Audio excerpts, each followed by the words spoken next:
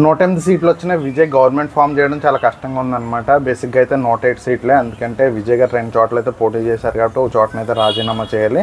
So 108 సీట్లే, దాంట్లో ఒకటి అయితే స్పీకర్గా ఉంటారు కాబట్టి 106 సీట్లు. సో అది కావాల్సింది ఏంటంటే దాదాపుగా 12 సీట్ల నుంచి 13 సీట్లు అయితే కావాలి ప్రజెంట్ అయితే.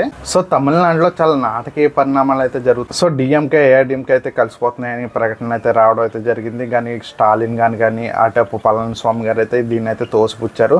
ఇది ఖచ్చితంగా మేము ఎప్పటికీ కలవం, మేము బద్ధశత్రులు అని ప్రకటించాయన్నమాట. ఇదంతా విజయ్ గారు సృష్టిస్తున్నారని పేరు చెప్పకుండా మెన్షన్ అయితే చేయడం అయితే జరిగింది పళనిస్వామి గారు. ఇంగ్లీష్ అయితే విజయ్కి మద్దతు ఇవ్వడం అయితే జరిగింది. తమిళనాడు గవర్నర్ విజయ్కి సరిగ్గా సపోర్ట్ చేయట్లేదని, గవర్నమెంట్ ఫామ్ చేయడానికి ఆహ్వానించట్లేదని చాలా న్యూస్ అయితే బయటకైతే రావడం అయితే జరుగుతుంది. చాలా చోట్ల గోవా, మిజోరం ఇలాంటి చాలా ప్రాంతాల్లో సరిగ్గా అంటే మ్యాండేటరీ లాగా ఇలా యాడ్ చేసుకుని గవర్నమెంట్ ఫామ్ చేయక ముందే గవర్నర్ గ్రీన్ సిగ్నల్ చేసి రాష్ట్రంలో గవర్నమెంట్ ఫామ్ చేయడానికి గవర్నర్ అయితే గ్రీన్ సిగ్నల్ అయితే ఇవ్వడం అయితే జరిగింది. కానీ తమిళనాడులో మాత్రం గవర్నర్ మాత్రం గ్రీన్ సిగ్నల్ అయితే ఇవ్వడం లేదని.